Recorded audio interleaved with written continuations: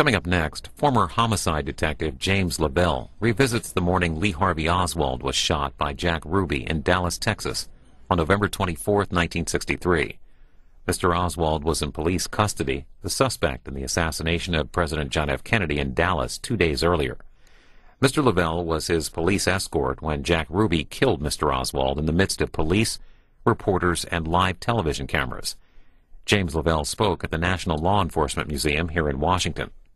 This lasts about an hour. Ladies and gentlemen, welcome. My name is Craig Floyd. I have the honor of being the host this evening. I am also privileged to serve as the chairman of the National Law Enforcement Officers Memorial Fund and heading up the effort to build our first ever National Law Enforcement Museum. And tonight we have a very special occasion. This is something that we have never done before, but hopefully this will be the beginning of many of these types of gatherings. We call it a witness to history. There have been many seminal moments in law enforcement history, and we're privileged tonight to have a couple of those people that were there and were very much a part of those historical moments, this one in particular occurring back in 1963. And one of the jobs of the National Law Enforcement Museum that we're building is to capture the history of American law enforcement, to tell the stories that have really never been told before. And we need to capture those moments for future generations, and we can't afford to lose that rich history that's been such a great part of this nation's history. Tonight, we're very privileged, and I'm going to acknowledge him right off the bat, to have James, better known as Jim Leavelle, here with us. Jim served as a homicide detective in Dallas, Texas, on that fateful day, November 22nd, 1963, and the days that followed. And we've asked him to come all the way from Texas to share his story with this gathering. And later this week, he'll be sharing that same story with an oral historian that we've been very fortunate to have with us, Dr. Brian Williams, this professional oral historian. Is Dr. Williams here, by the way? I thought he might be here, but anyway, Dr. Williams is going to actually, there he is in the back of the room. Dr. Williams, thank you for being here. Later this week, he will be interviewing Jim Leavelle, and we'll be capturing it for posterity's sake, the stories that he'll tell tonight, and I'm sure many others. I also want to thank the Leavelle family. We have several of their members here with us tonight. First and foremost, Jim and his wife, Taimi. They've been married 70 years, and they've been quite a team during those years. Thank you for being here. And their daughter, who lives in the area, Carla Leavelle, and her husband, Bob Grindling. Thanks for being here. And I think that might have had something to do with the fact that Jim was willing to travel from Dallas, Texas, to visit his daughter and son-in-law. So we're very privileged to have all of you with us here tonight. We're also pleased to have a very intimate, rather intimate gathering. We've got quite a good group here, but we wanted to keep it intimate. Frankly, the option was to maybe have dinner or lunch with Jim and just kind of have him to myself with maybe a few of our staff. And I said, no, that's too much of a waste of a national treasure that we have here. So we've invited some of our special friends and supporters to gather as well, to listen to the stories and to ask questions at the end of Jim's presentation. We're going to have the opportunity to do that.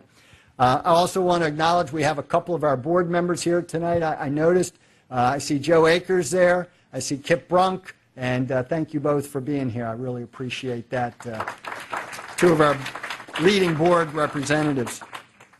One man that's not here tonight, and I wish he was, his name is Ike Pappas.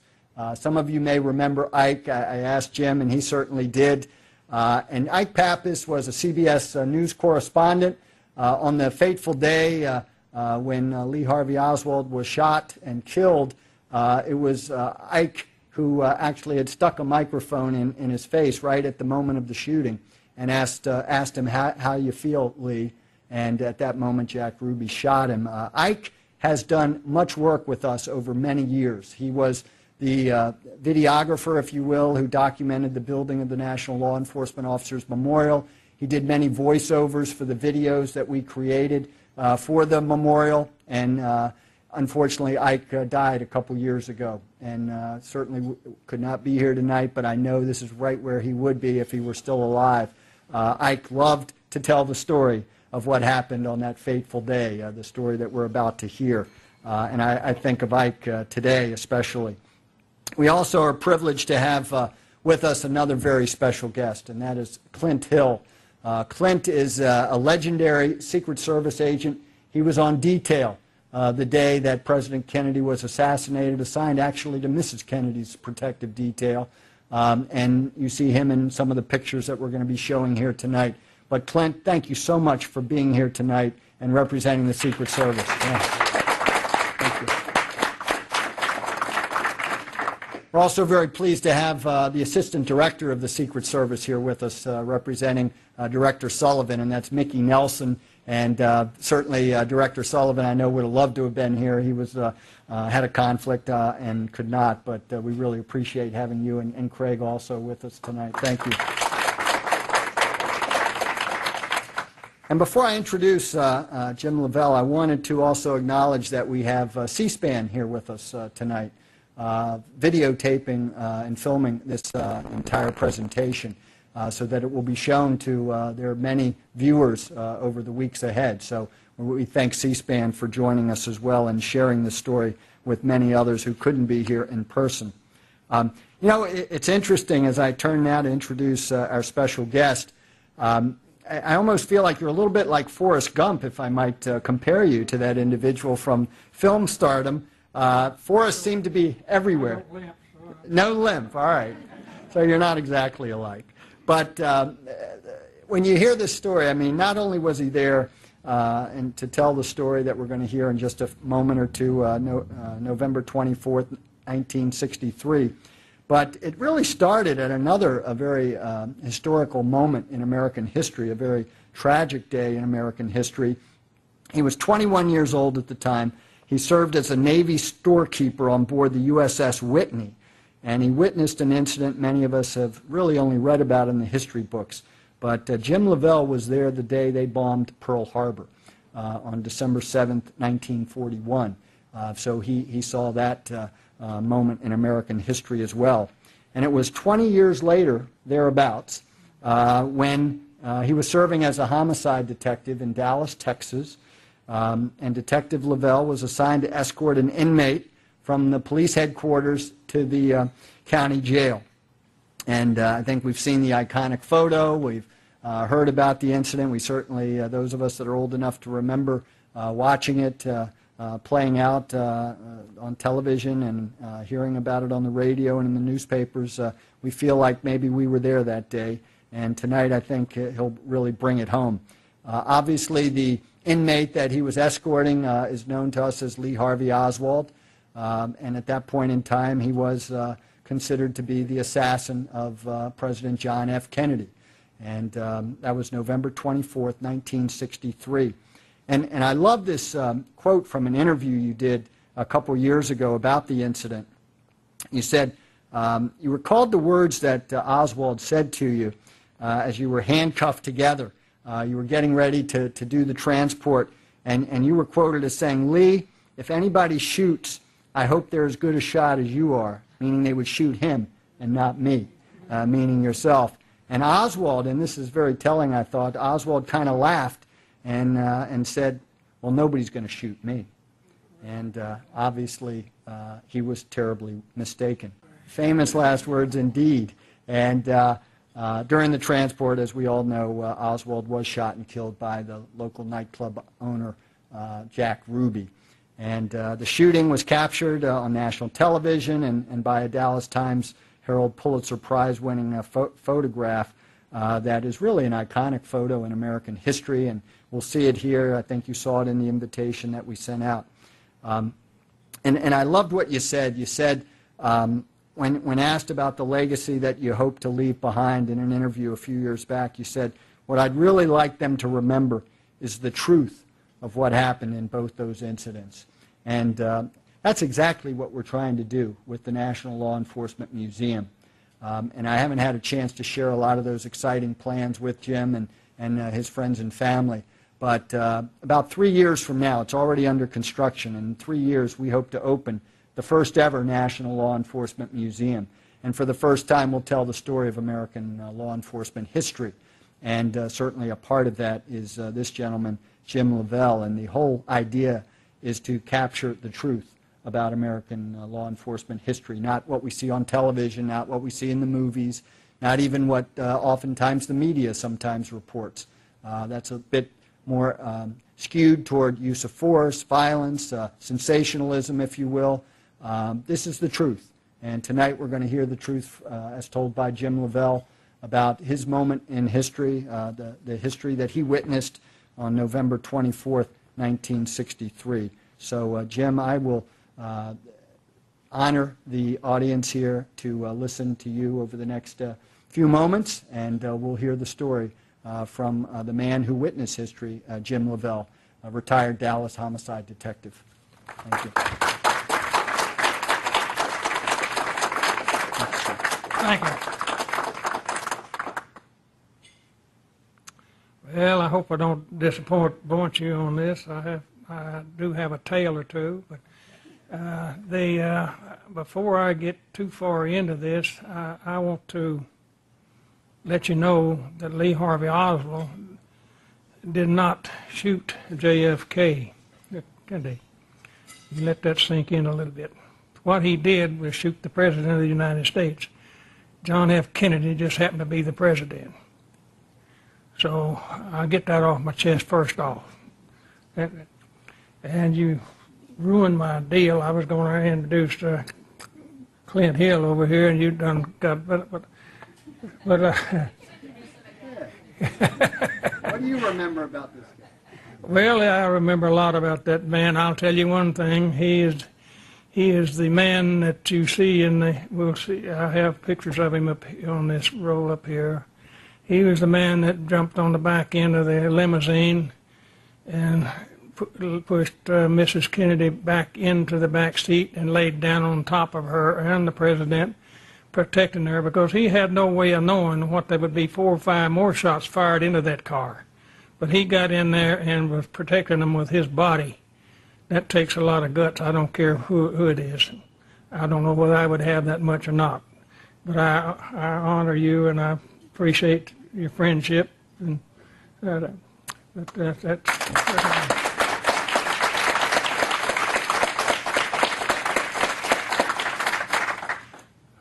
now they got the clock running on me, so I'll have to cut some of this down. I could rattle on for a good while, but I'll hit the high spots on it. This is the way it came to me. We worked on this for years, off and on, and the conspiracy people also had a lot of input. Of course, none of it was true, but they like to make it sound true. But any time that I wasn't working on something else, if something came in, but I'd work on that. But I want to say up front here, the Secret Service did not have anything to do with the murder of the president. The FBI did not have anything to do with the murder of the president. The Dallas police did not have anything to do with the murder of the president. And Russia, Cuba, and many others that got involved in this thing did not have any problem in it. It was the work of a malcontent 24-year-old that simply wanted to make a name for himself. He wanted to be a hero, so to speak, and he's the one that committed the crime.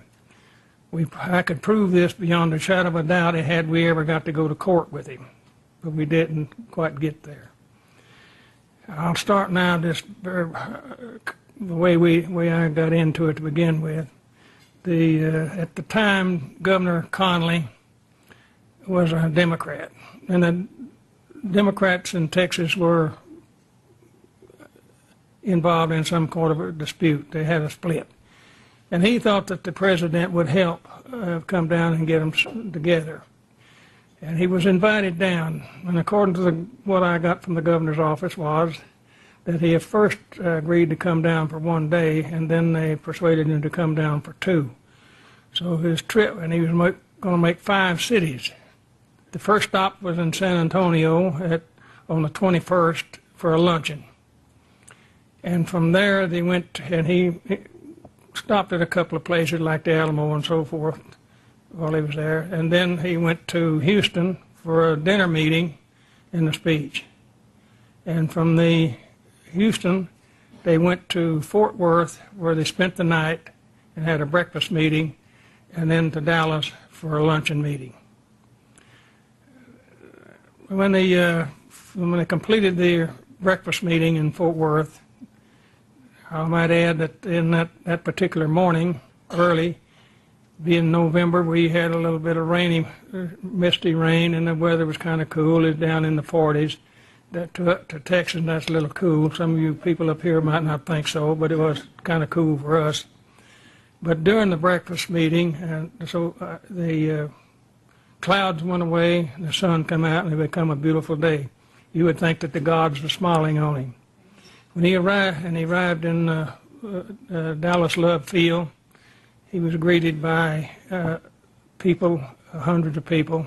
Incidentally, he had crowds on the other places he'd been to. In Fort Worth, they had one gathering at, I think it was estimated over 3,000 people probably was there. And so he had crowds everywhere he went. And when he arrived in Dallas, there was no exception. They had a 4-foot fence to hold back the crowd.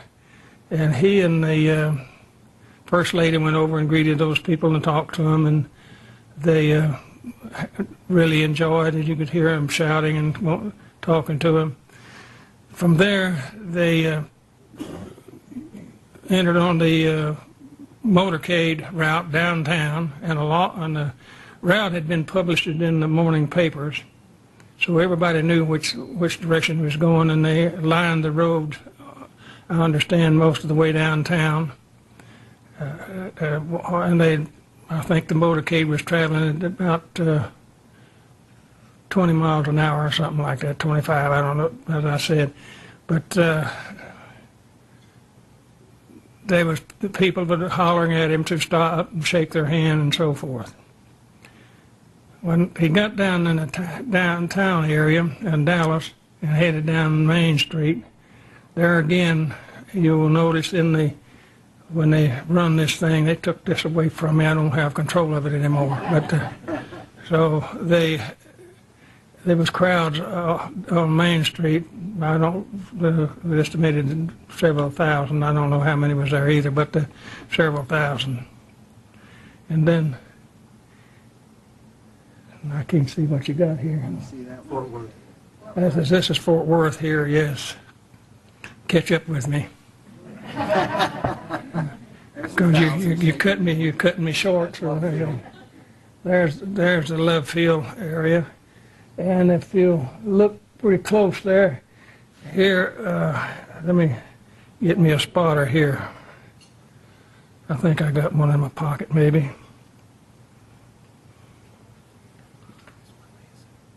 I got one here then. You'll see. What'd you do with my picture? That too. That one there. There it is. Yeah, right here. You'll see a familiar man right there who is sitting here in the crowd tonight. I'm pretty sure that's him. And so anywhere you see Jackie, you're going to see his shadow there, because he stayed with her. And he was her protector, and he done a great job of it. So every time you see her, he won't be far away, that's for sure. But anyway, when they got to Houston Street and had to make the short turn to the right to pick up Elm Street, headed out to the Trademark where the luncheon was going to be held.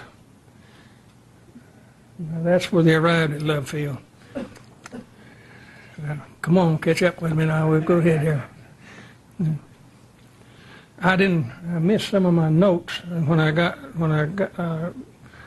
noticed when I got here I'd left them behind. I guess that's an old man's problem having, but I want to tell you that old man's got a lot on the ball, We just can't bounce it, that's all. So I'm kind of like the old man was in the walking in the park. He heard somebody talking to him, and I'm waiting for them to catch up. I'll just tell this story. So they heard somebody talking to him, and he looked all around. He didn't see anybody, and finally he heard the voice saying, come on back here and talk to me. Look on the ground. I'm a frog. So he walked back, and sure enough, there was a frog. And the frog said, pick me up. So the old man picked him up, and the frog says, kiss me, and I'll turn into a beautiful maiden, and I'll be your slave the rest of your life. The old man, oh, well, that sounds pretty good. And he put it in his pocket and started off, and the frog started hollering, wait a minute, talk to me. Let me talk to you. So he stopped. The frog said, didn't you hear what I said? That if you kissed me, I would turn into a beautiful maiden, and I'd be your sex slave for the rest of your life? Oh, man, yeah, I heard that. But at my age, I'd rather have a talking frog.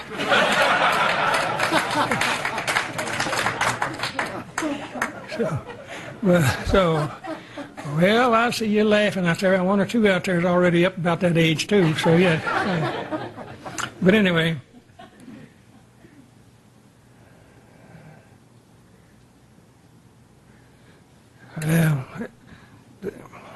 Anyway, when they made the turn, and that's the beginning. That's the beginning right there, going down Main Street. And this is the street they was. Well, this is part of Main Street, but the head of it. Now here's a crowd. You can see here that they said that the rumor got started, of course, that he was hated in Texas, and they got a rumor started that you better be careful because you get in trouble down there, and so that and what have you. Well, I talked with many people afterwards, and there's a lot of people that some said they did vote for him, some said they didn't, but all of them said I didn't hate him enough that I would cause him any harm or anything. But I wondered where that story got started, and I tried to find out. And Senator McClellan come up with a statement that I think where it got started. He told the president before he came, he said, you need to be careful when you go down there. You might get in trouble or cause more trouble or something. But he explained his statements by saying, I was talking about the split in the Democrats in Texas. If you went down and took over one side or the other, you'd probably create a bigger division than you had. So he said, that's what I meant. It wasn't nothing about shooting him or what have you. So I think that's one of those stories that it was retold and told, and the more time it's told, the rougher it gets. I think that's how that come out. I have no way of proving it, but it sounds to me that's the only solution I can figure out. All right. And here is the triple underpass where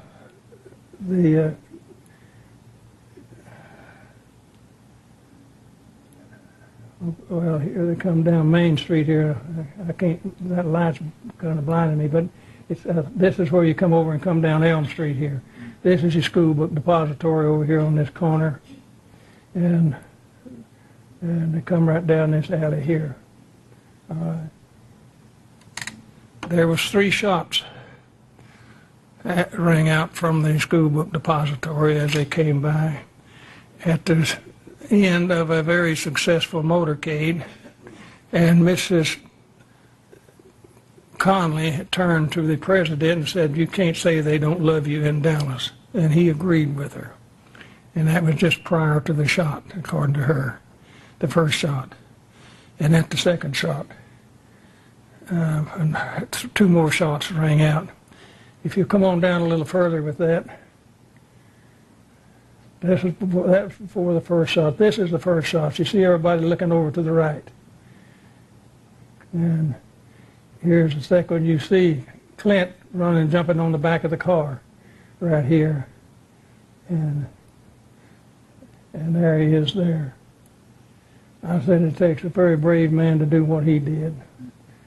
not knowing whether or not there'd be other shots fired into that car. I salute him every day about it.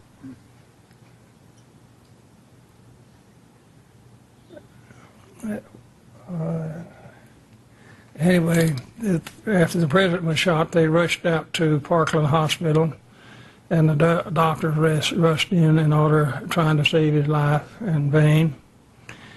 He was pronounced dead at 1 p.m. November the 22nd, 1963. From there, they left and took him back to Washington. They had a little problem there to begin with, because in the state of Texas, the murder should have been handled in Texas, because at that time there was no federal law against shooting the president or any other federal officer.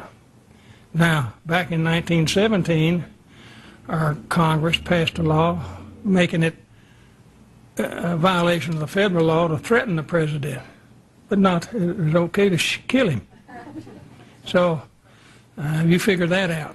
But I can assure you in 1964, there was a law passed protecting the president and all other federal agents. But they didn't have it in 63. So the murder belonged to the state of Texas, Dallas County, and the Dallas Police. And the Secret Service had a little problem out there with one of the judges and so forth trying to take the body out of the state illegally. Till they got a hold of the district attorney, and he made an agreement with them that they could take the body back to Washington for an autopsy, providing his doctor, what name, Buckley? Was that his name? Dr. Buckley stayed with him. Berkeley. Dr. Berkeley stayed with him until the autopsy was done. So that was an agreement reached. Of course, when they was in Parkland, one of the first things they did was cut a hole in his throat, put a tracheotomy in there, and they wasn't too particular, I guess, when they cut it. There'd been many things rumored about that. I've had people tell me that he was shot through the throat from the front and so forth. I'll just run into this. I was going to skip this, but I'll get back and I'll tell you right now. So I asked one of the great pathologists, Dr. Cyril Witt. So you remember him, I know. He appears on a lot of programs as an expert, and I was on a program with him in New York, and he was talking about the shots from the front. I asked him, I said, did you ever look at the autopsy report of the president? Yeah. And did you did you see any entrance wounds from the front? Well, no, I didn't, except the throat. Well, they had him shot in the throat. I said, well, let me ask you this. In the autopsy, did it show the exit wound in the back? Well, no, there wasn't no exit wound in the back. I said, did they find a bullet in the throat? Well, no, there was no bullet in there.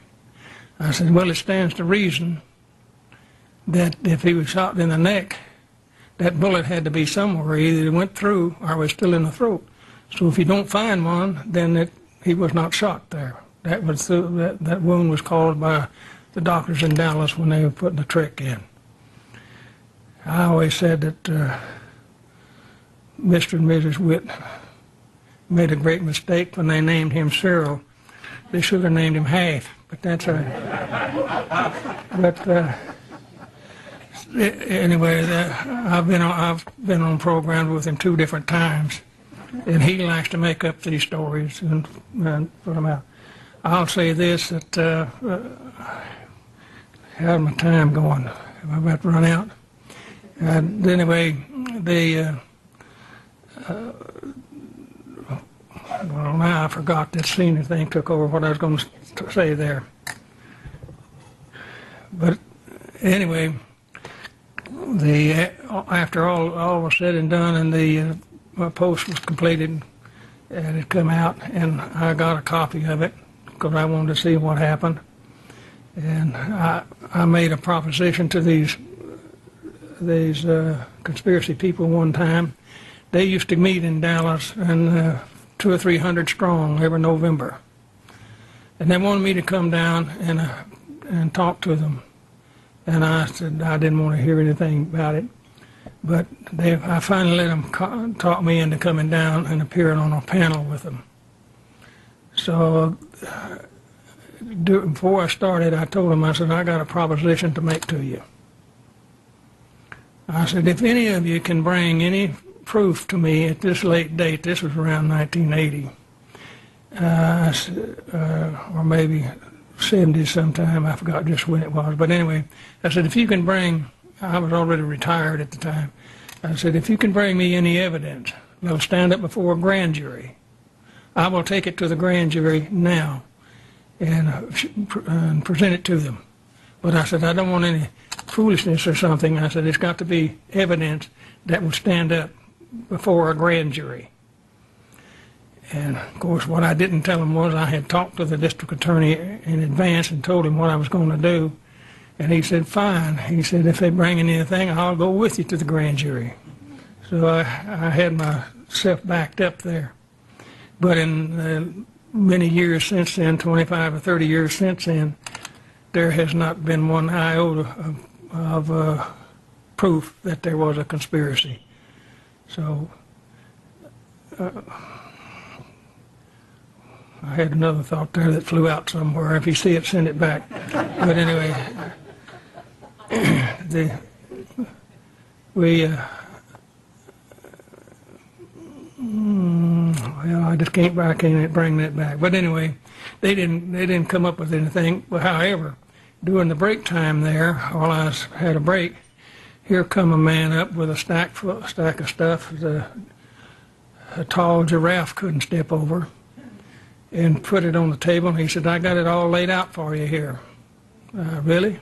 Yeah. He said, it's right here. All you got to do is take it to the grand jury. And I said, you don't seriously think I'm going to go through all that, do you? And so I said, what do you got? You got an extra shooter? Yep, I got the extra shooter. I said, well, just for the fun of it, tell me who your shooter is. And he said, it's William Greer. I said, William Greer? You talk about the driver of the president's limousine? Yep, he done it. He pulled his pistol and turned around and shot him, just like this. I said, right behind the governor and his wife and right in front of Mrs. Kennedy, and nobody saw that? Yep, that's what happened. I said, the grand jury would hang me if I took that down there, so I'm not going to take anything down there like that. And he wanted me to take the VCR he had. He said, here, it's all in here. And so I did take that. When I went home, I tossed it on the shelf, and it laid there for a month or two before I ever decided to look at it, and it was full of the same stuff, so I sent it back to him. But anyway, let's go back now. I'll start with Oswald at the school book depository. He had gone to work there 2 or 3 months earlier. He had his wife was living in Irving with Mrs. Payne, and he had a room in the 1000 block of North Beckley in a rooming house. And he would go a lot of times out to Irving on Friday night and spend the weekend with his wife and kids, and then he'd come back in. And there's a 19-year-old man that lived 2 doors from her that he rode with. And on this particular day, on the 21st, he told the young man, he said, don't run off, I want to ride out to Irving with you tonight. And he thought it was a little unusual. He never had done that before. But he took him out there that night. And the next morning, when they started into work, he said he was already in the car when he got ready to go. And he had this package in the back, a long package wrapped in brown paper. He asked Lee, he said, what do you got in the package? He said, curtain rods for my room. Well, like I say, the 19-year-old had many other things on his mind besides the curtain rod, so he didn't pay any attention to that. So when they got down to the school book depository, he got out and was watching this freight train switch out there. But Lee hurried along, grabbed his package, and went on in, and he never did see the package anymore. But the package he had was his rifle wrapped up in that brown paper. We found that, or the other officers found it when they searched it up there. And he prepared a shooting spot up there on the 6th floor. Now there it is there. You can see that. That's where he shot from here. Now you'll see. Now this shows the 3 empty hulls underneath the window where that he ejected from the gun. Another argument that the conspirator gave me, that the reason it had to be other people shooting, because he couldn't work that 3 shots on that bolt-action rifle in the amount of seconds that they figured out that they had used between the first shot and then the third one. But what they didn't realize was the first shot was already in the barrel, and he didn't have to bolt-action it but twice. And many people, our officers shot it some, and they sent it to the FBI lab up in Quantico, Virginia, and the sergeant up there made the statement that he had some people shoot it that was not expert rifle people, and they reenacted the scene from the height of the shot to the car, because with the Zagruda film, we could place that within 6 inches of where the car was actually at. And he said that he had these people fire it, and all of them hit the target twice, and most of them hit it 3 times. Of course, we knew how fast it was going. I think it's 9 miles an hour at that particular time. So we knew how fast the automobile was going, and that's what he did. Had to say, well, their next subject was, well, how do you know you got the right distance there? I said, well, that's something I learned when I was in the 4th grade. We could measure from where that car was to the building, and then up the building to the window. And what do you call that triangle that goes off down there? The hypotenuse of a triangle. I bet you hadn't heard that in a while. So that was very easy to figure out. But anyway, and another thing that they had, nowadays those trees has grown up. They're real tall, and people look at it and they said, well, those trees was interfering. At the time that happened, you noticed that the trees were very small. He left the school book depository and walked east on Elm Street. Well, I was coming down Elm Street, and I got caught in that traffic jam, and I couldn't get down there, so I had to get out and walk. I think I told somebody a little earlier about this. Anyway, I had worked, my partner was on vacation, and I did not have an assignment with the motorcade that day. All of my other officers in there was on this motorcade somewhere or in the luncheon area. And I didn't have an assignment, so my captain said, you stay here and take care of anything that comes in. Well, they furnished me a patrol officer to come up and work with me. I'm backing up on this because it takes this to make you understand where I was.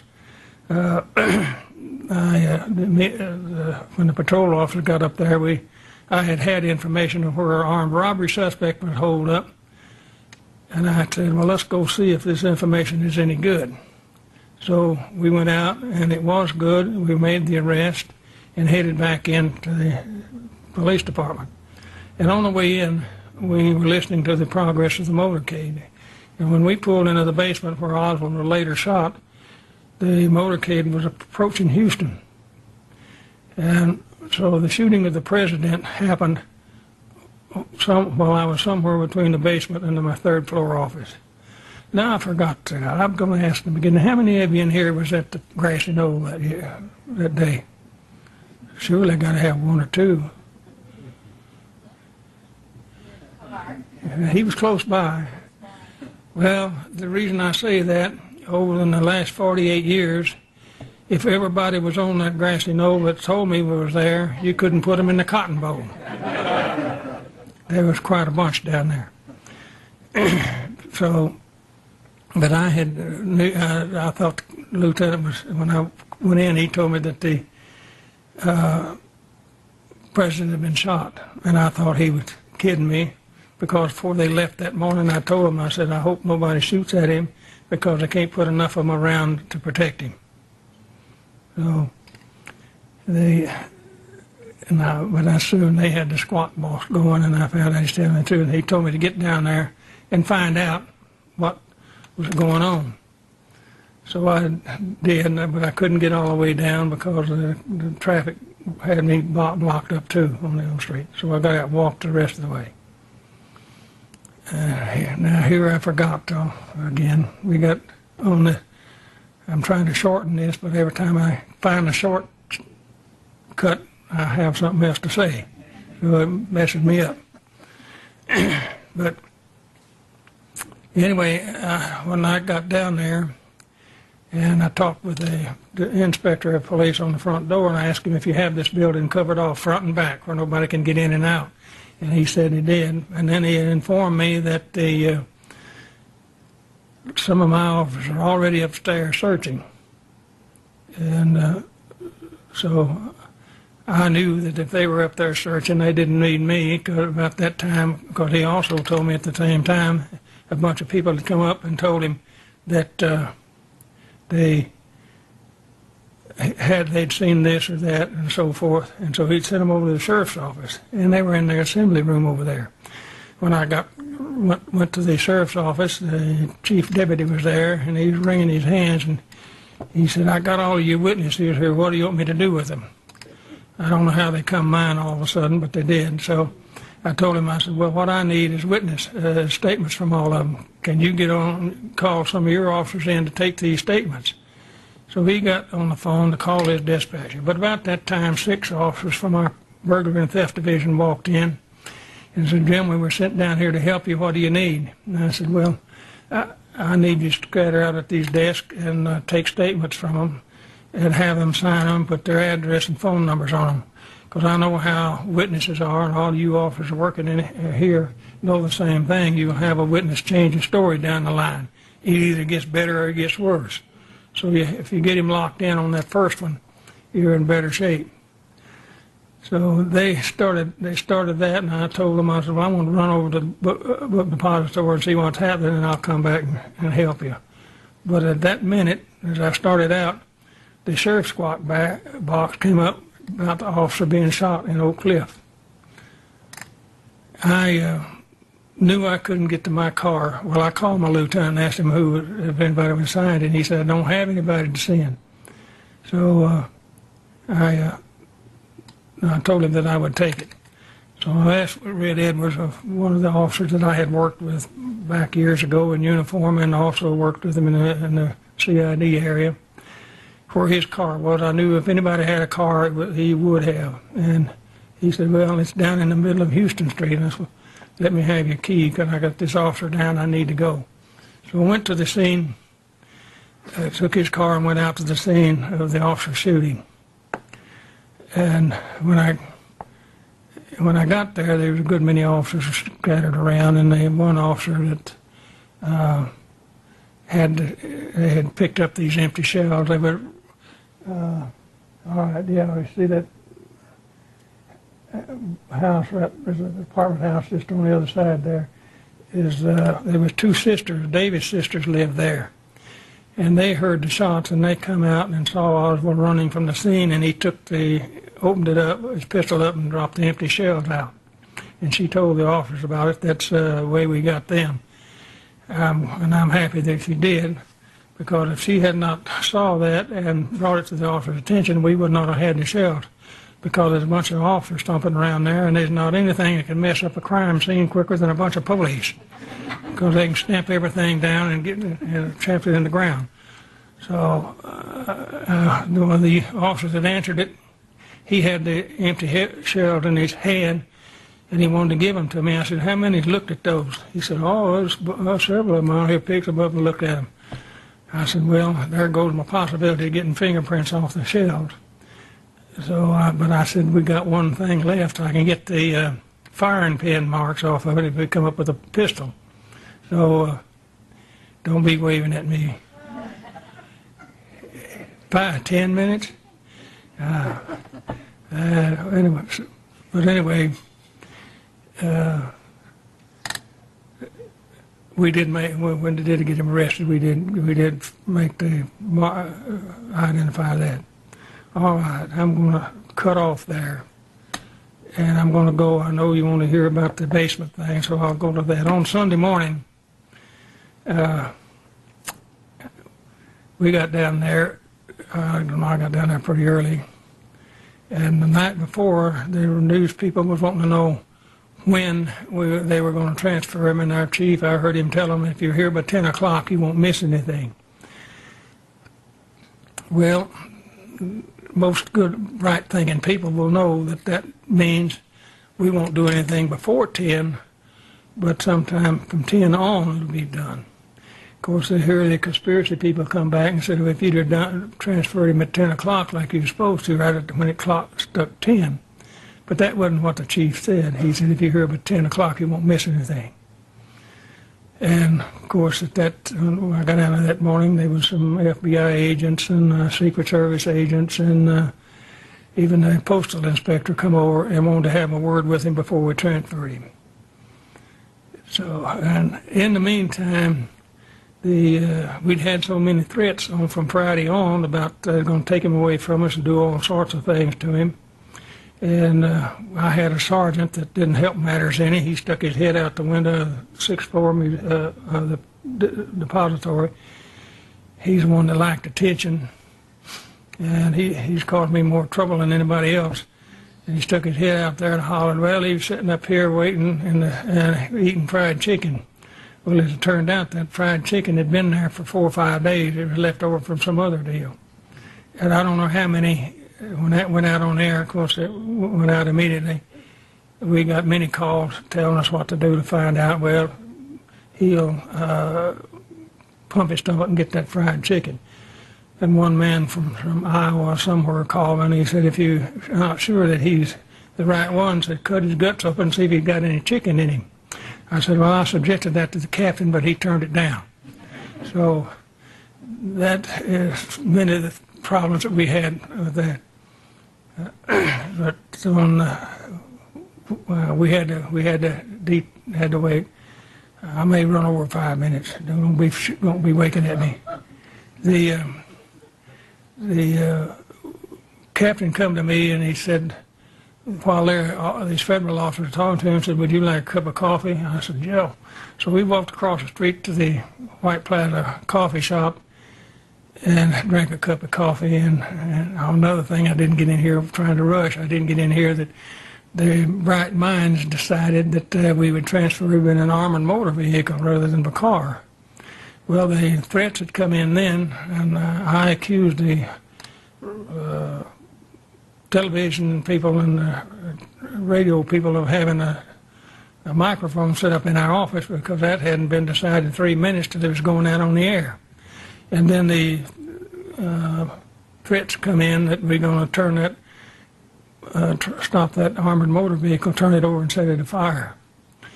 So while the captain and I was having coffee, I said, well, I may burn one day, but I don't want to start it today. And if they're going to do something like that. And he wasn't in favor of it either. On our way back, as we went up on the first floor, we run into the chief. He was going somewhere. And we stopped and talked to him, and the cap reiterated his objection to that motor vehicle. And he held steadfast to it.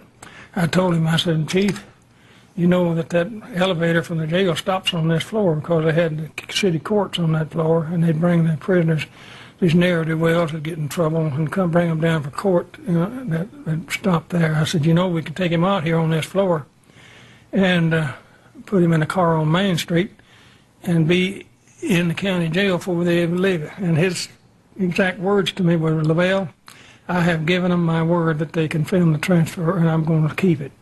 I don't want them to think that we abused him, mistreated him or anything, and this is the best way to do it, let them film it.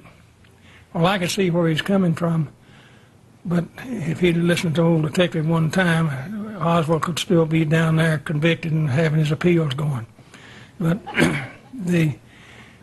so we went down, but we got a break because they couldn't get the armored motor down in the basement. There's a air-conditioned duct hung down too low, and they couldn't get down, so we had to stop it. So they went back to another deal. They were going to let us take him in a car behind and use that armored motor as a decoy. And if anybody tried anything, it'd be for naught. So in order to do that, they sent a car out the wrong way in the entrance ramp and sent it around to get in front of this armored motor vehicle and take off when we were ready and lead it on a wild goose chase. Well, we didn't get there, of course. When I walked out into the basement with him, and I did say, as he mentioned earlier, I told Lee, I said, well, Lee, if you shoot at anybody, if anybody shoots at you, I hope they're as good a shot as you are. Of course, meaning they'd hit him and not me. Then he kind of laughed and said, well, nobody's going to shoot at me. Here again, I thought that that was kind of a confession of guilt, because if I had just shot two people as he was going to be accused of it, I believe I would have come back and said I haven't shot anybody. But he said nobody's going to be shooting at me. But when I walked out into the basement with him, the television cameras come on, and it blinded me for a little bit tonight, but I could see underneath. Jack Ruby was standing out in the middle there, and he had the pistol in his hand and had it by his side. And I didn't tell you that Jerry said he went back and looked at that after I told him this, and he said, you can see that pistol in his hand by his side. Well, I said, I could see it by his side. But no, not by the other. The police officers and the news people, they were looking up here at the head. They weren't looking down. But that's one of the things that I could see, and I usually look that way anyway. And he made a quick step, 2 quick steps, and double actioned it in his stomach. When I saw him standing there, I jerked back on him. Of course, I had him right against me, as you can tell, and I jerked back on him to pull him behind me, but all I did was turn his body a little bit, so the bullet hit him a little bit to the left of the navel. It went all the way through the stomach, cut the vena cava in the back, went through the liver and took a chunk out of that, and hit the end of the 7th rib over here and shattered it, and then bounced off and landed right about here, long ways. And when I took him in and examined him, I could roll that bullet around underneath the skin just like that. If it hadn't hit that rib, it would come on through and hit me somewhere over here in this side here. Ruby was trying to get off another shot. Mr. Graves had grabbed the pistol in his right hand, and Ruby's wrist was the other one. But I could see Ruby's fingers working on the trigger, trying to get off another shot. But the way Graves held the pistol, he couldn't do it.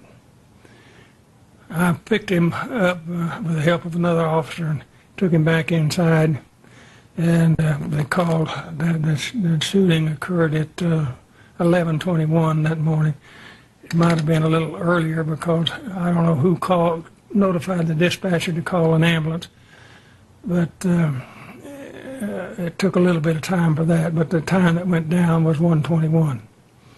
But there happened to be an ambulance passing not too far away that had been on a call and was headed back to his office, and he was there within less than 5 minutes. And we loaded him and took him to the Parkland. I rode an ambulance with him and tried to get some feeling on his arm, but pulse, but never did.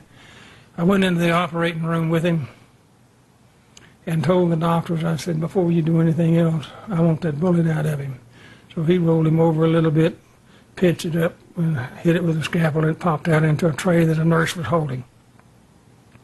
I immediately took out my trusty pocket knife. It had a sharp point on it, and I said, I want you to scratch your initial in the butt end of this bullet while I watch, because you and I will be testifying this is a bullet to come out of Lee Harvey Oswald, and which I did several times, and I know she did at least once. At least I didn't have anybody screw that one up. I got that straight. but they worked on him for a long time, and he was pronounced dead at 1:07 p.m. that day on November the 24th. Now, the next day, I transferred Ruby on Monday, but I didn't handcuff myself to him. And when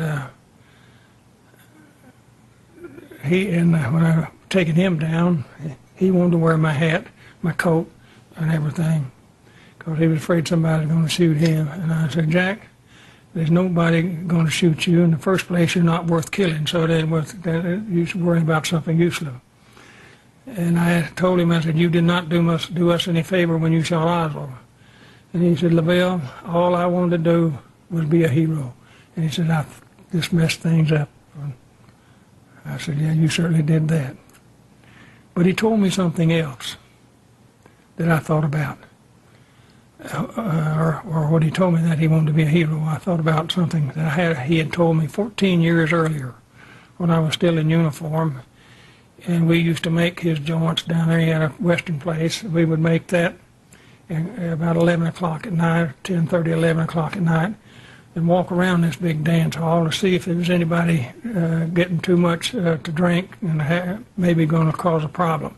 And we'd tap them on the shoulder and say, partner, don't you think you had enough to drink? They'd look up and say, yeah, officer, I believe you're right. I think I'll go home.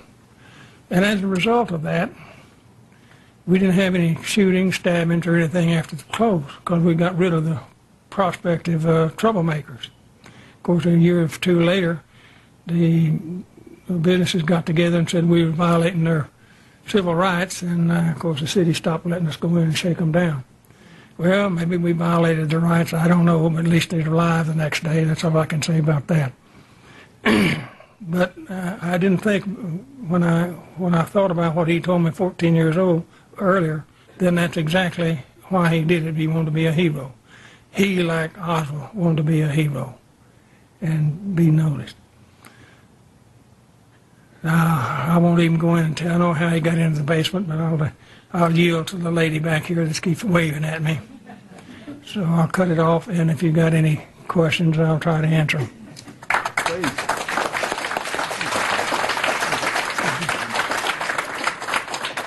I think we have time for a few questions if anybody would like to ask Joe. During the subsequent interrogation, did Jack Ruby give any other insight as to why he did it, the motive for his shooting, other than being a hero? Well, yes. When he said he wanted to be a hero, and his lawyer told him, said, you're going to have to come up with something better than that, because that old dog ain't going to hunt here in Texas. You're going to have to get a better excuse than that. So then he come up with one, that Jackie, he didn't want Jackie to have to come back for the trial, and that wasn't much better because she wouldn't have had to come back. And then he said he wanted to prove that Jews had guts, and that didn't wash either very well. Well, he can't deny it because millions of people saw him, so we had a lot of witnesses, so that wasn't a problem. But anyway, he never did come up with a good excuse for it, other than just what he told me he wanted to be a hero, which I think he was telling me the truth. Detective Leavelle, we have a microphone. Get a microphone real quick, Daniel. Can you tell us, sir, how it was that you drew the assignment to transfer Lee Harvey Oswald and ended up being cuffed to him for this piece of history? Well, very easily. I was assigned the murder of J.D. Tippit, and I was working on it, and the cap was handling the presidential murder. So we were working together, and when we got rid of the transfer, it just fell for me. He was my prisoner as well. So to move in and handcuff myself to him. Now the reason that I handcuffed myself to him was because of all these threats that we had. And if anybody tried to take him, they're going to have to take me too. And I certainly wasn't going willingly. So that was the reason I handcuffed myself to him. Now in defense of these great Secret Service agents, they felt bad about losing the president. I tell them that even if you had been handcuffed to him, people could still have shot him. I was a perfect example of that. I was supposed to protect Oswald, but didn't do it.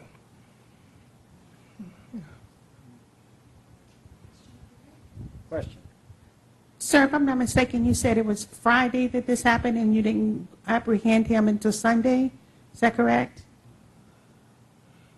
Repeat that. I don't know if I got it right. Was it Friday that the president was shot and it was Sunday that he was apprehended? No. Oswald was apprehended within an hour and a half or 2 hours after that. Oh, okay. On Friday. And so what were the events that led up to knowing for sure that that was him and where he was at? Well, now you're asking a question that will take me this long to answer. We had, as I told you in the beginning, we knew that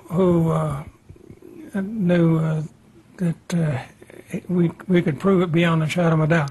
One of the many things we were able to do, he had in 1962. He rented a post office box, $5.95, I believe it was, at the main post office, and he ordered the rifle and the pistol, and had them mailed back to this deal, and back to this post office box. He had the rifle from Clean Sporting Goods in Chicago, and that rifle had a serial number on it of C2766.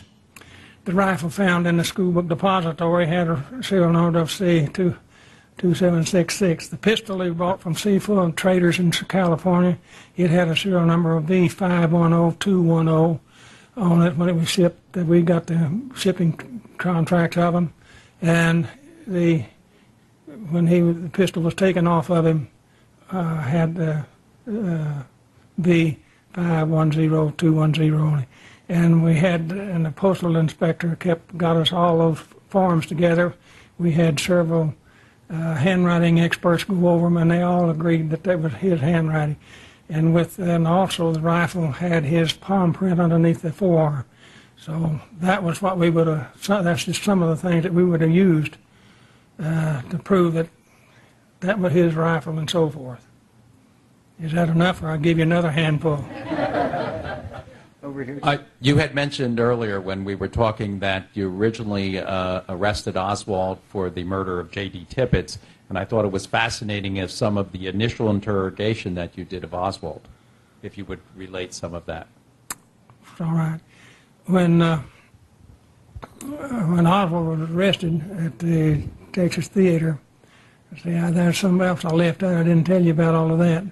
But when he was arrested in the theater and brought down to my office, I went in to interrogate him, not knowing that he was going to be a suspect in the presidential shooting. I was talking to him strictly about the J.D. Tippett. And he told me then, he said, well, I didn't shoot anybody. And I told him, I said, Lee, you strike me as a pretty intelligent individual. I said, you know that we can take that pistol you had on you and fire bullets, test bullets through it and match them with the bullets that found in the officer, don't you? Yeah, I know you can do that, but you'll just have to do it. In other words, you may convict me and send me to the penitentiary for life or the electric chair, but I'm not going to help you do it. And since I had worked 2 other police officers' murders prior, I didn't expect anything better from him. He was polite to me and answered my questions, but he didn't answer them truthfully, all of them. And I know some of the officers said that he was was rowdy or out of line, but he never was around me. So, but I didn't have him but about 20 minutes. I don't think, until the cap come in from the school book depository, and he was getting ready. He'd had them do a head count down there because to see if all the people were there, and Oswald was the only one missing. And being the suspicious type that he is, he said, well, I want his address. I'm going to talk to that young man. But he gave them the wrong address too. So when he come in, he's looking for,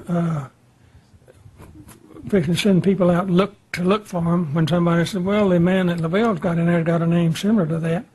So we come to the door and open the door and asked me what his name was, and I told him it's Lee Harvey Oswald. And he asked Lee, he said, where do you work? And he said, at School Book Depository. The captain said, well, you're the man I want to talk to. So I lost my prisoner. He took over from there, and I never did question him any further about anything.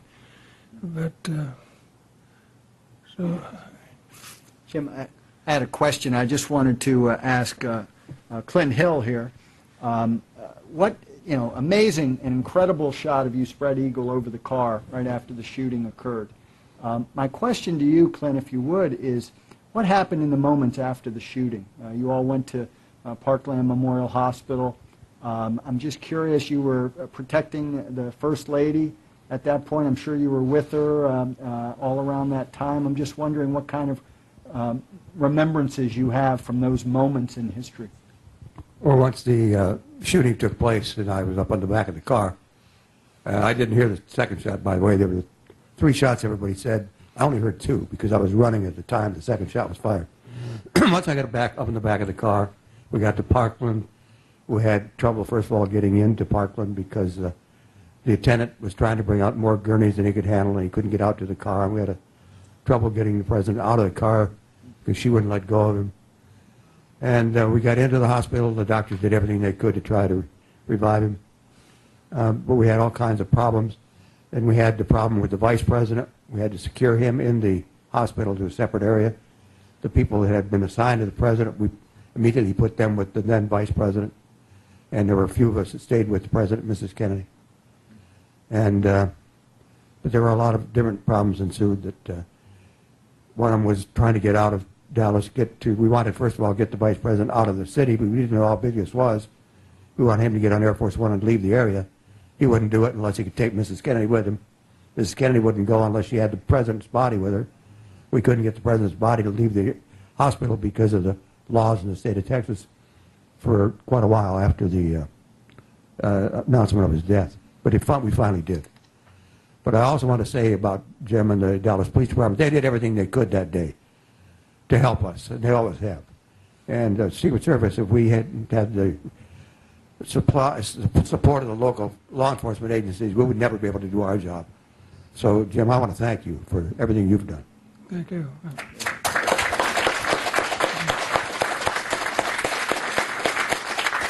Let me add one other thing here that I thought about. Lisa McCubbin is with him here. She worked with one of the other agents, Gerald Blaine, and he wrote a book along with the help of people like Clint and so forth called The Presidential Detail. It's a very good book. If you get a hold of it, you'll find out what all they had to go through, and you'll enjoy it.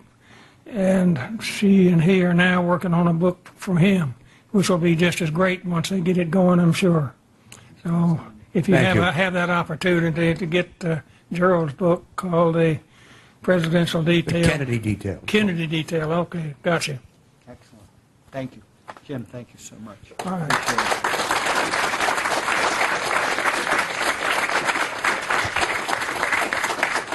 Just on behalf of the National Law Enforcement Officers Memorial Fund and helping us to kick off our series called Witness to History, a little token of appreciation that I want you to take back to Texas with you. It's got the memorial seal and name on it, and I want you to have that as a gift of thanks from us to you. And thank you for your service to this country, and thank you for sharing your remembrances of that momentous day in American history.